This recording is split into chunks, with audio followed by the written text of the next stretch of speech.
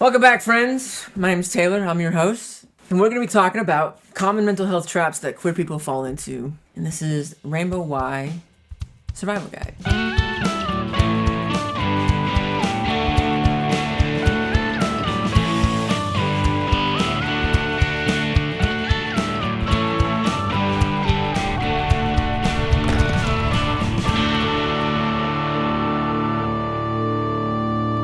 Disclaimer. A lot of these mental health traps I think are really important to understand are not often of your own making, but of a conditioning depending on like where you grew up on. And so I'm going to be a little bit more stern, I guess, about the way that I describe these mental health traps, mostly because they're not you. And I'm not trying to be stern or harsh with you. I'm trying to be stern or harsh with ideas. So bear that in mind. The first one I think is, in general, anyone who's probably experienced maybe like a high demand religion or a high demand household.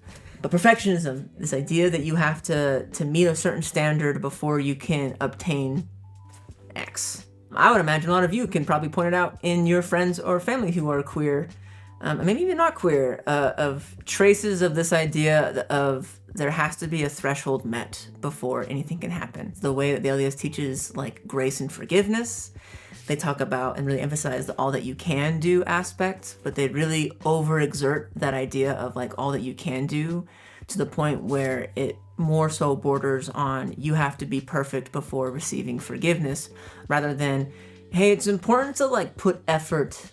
And so I see this a lot more so in like social situations, a lot, or like within relationships within queer people, where queer individuals will feel like they have to meet a certain level of, whether that's queerness, whether that's religious and queerness, whether that's like social standing, before they feel like they deserve healthy relationships, before they feel like they deserve being able to engage in things that they are like unfamiliar with, before they're able to deserve play or fun or recreation. And then and the mother lode of all, I have to live the commandments perfectly, and then I won't be gay anymore. I can pray the gay away, I can sacrament the gay away, I can temple the gay away, I can marry the gay away.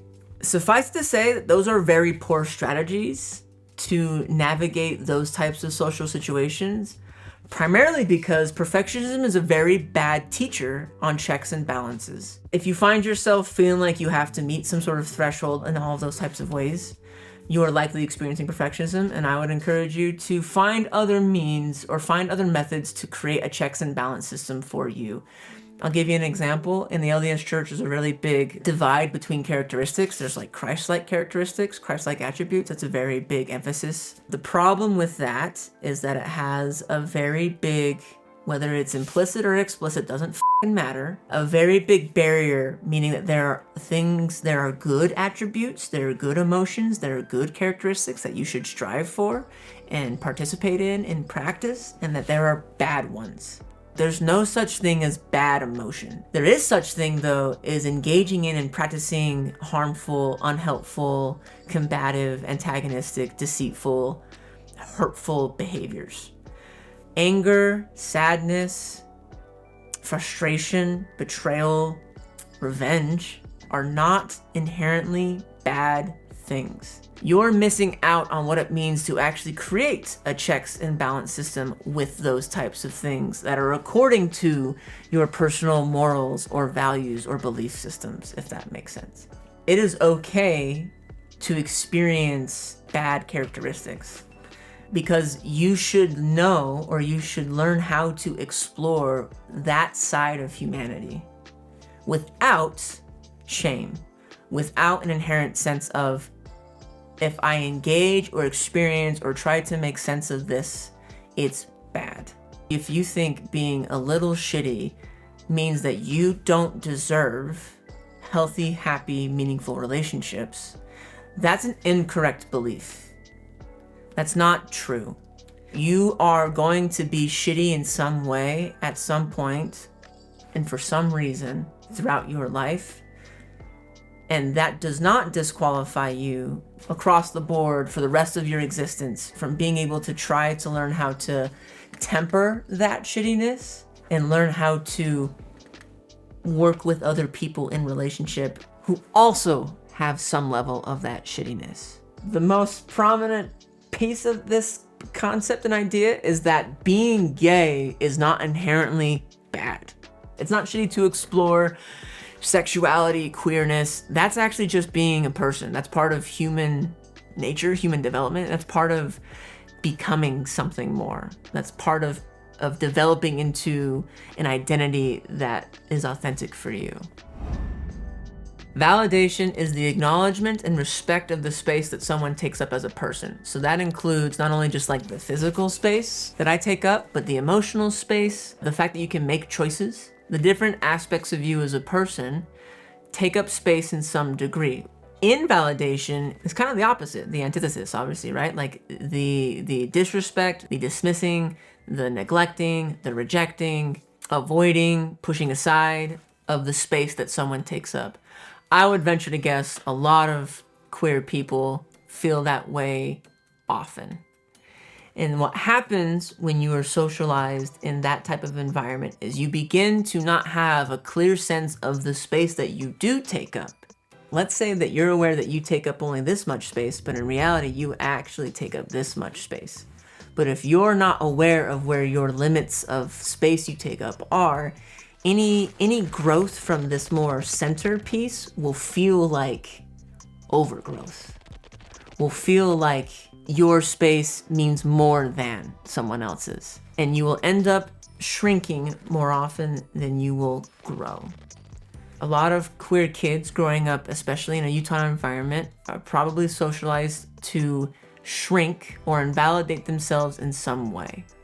And so that's a common trap that I see, is that people are trying to navigate life and deal with social situations or deal with problems or challenges or whatnot, not knowing that they take up more space and that they need to take up more space than they actually do. When the unknown space that they take up brushes up or rubs against something, it can feel very antagonizing. It can feel scary. It can feel abrasive. It can feel like you're doing too much. You're being too much. You're saying too much. And that ultimately isn't necessarily true. It's more so that you're not aware of how much you are and how much that space has needs, has wants. And if we ignore them, there are consequences.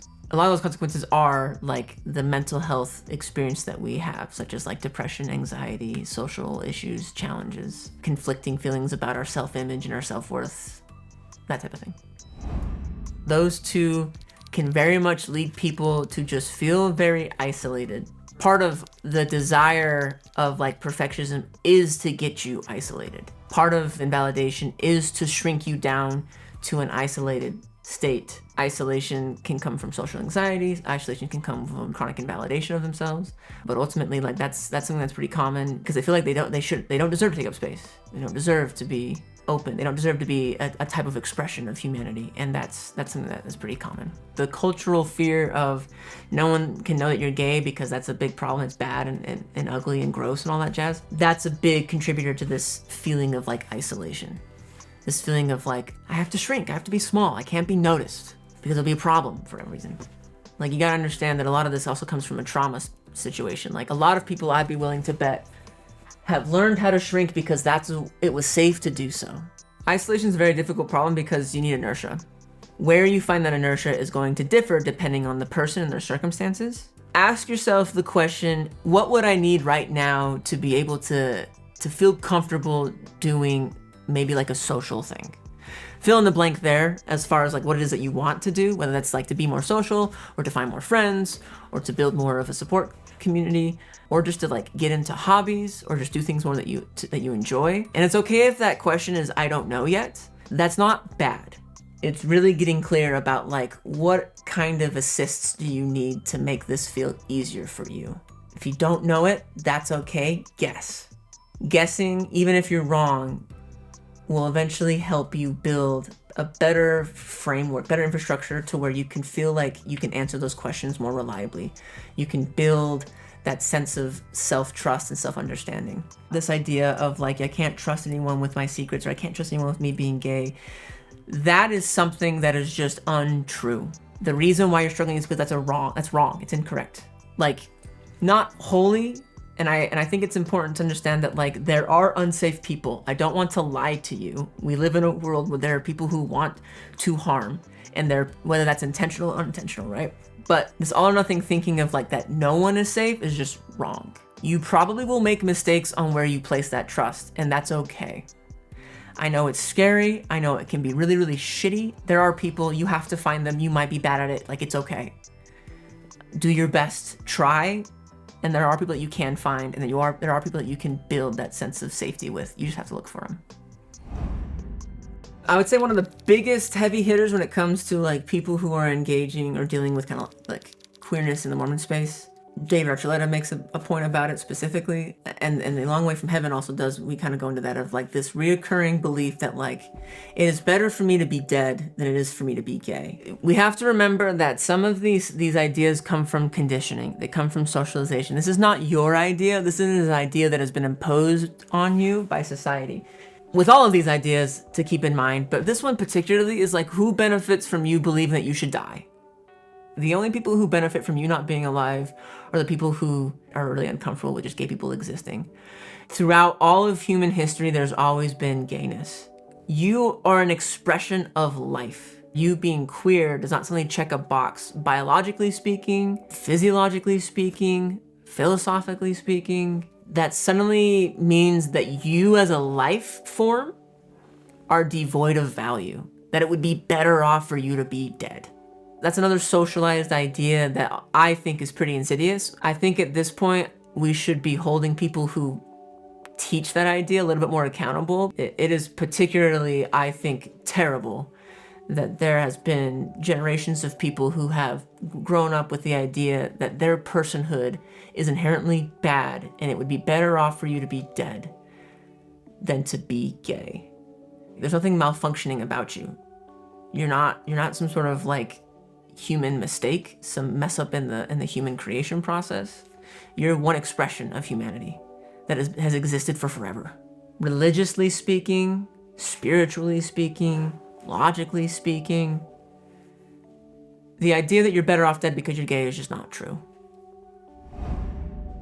Most of the pitfalls or the mental health challenges that people deal with when they're trying to navigate these types of things is that they're trying to engage with incorrect beliefs and get adaptable, correct outcomes. If you're able to isolate, understand, and find those incorrect beliefs and to replace them with beliefs that function more properly, that are more correct, that are more authentic and true, you will fix the spiral.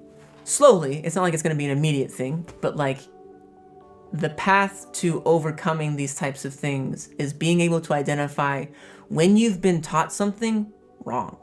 Remember that you are not bad. You've had a lot of bad teachers. A lot of people have taught you really stupid ideas. In an effort to try to help you feel like you can navigate the world, religion does a pretty good job at trying to make those guidelines. Much like any other teacher in the world, the way that which we teach ideas can sometimes be ineffectual. And so sometimes the things that we learn from religion can be ineffectual. Sometimes like the ineffectiveness of these teachers come from the fact that they don't know. These ideas that have been taught and have been given to like queer kids are coming from people who don't know the better answer. Not to say that means that they should be like absolved of the responsibility of teaching not so great things, but it's just important to note. It can be disappointing. Whatever you do, I just hope that you understand that like a lot of the challenges that you are facing are not your fault. It's not that you're inherently bad. It's not that you're doing something wrong. It's that you are navigating uncharted waters without a whole lot of navigational tools. And so I hope that this has given you some level of navigation throughout your seafaring journey in choppy waters. And as always, friends, stay alive, stay safe, stay gay. Catch you next time.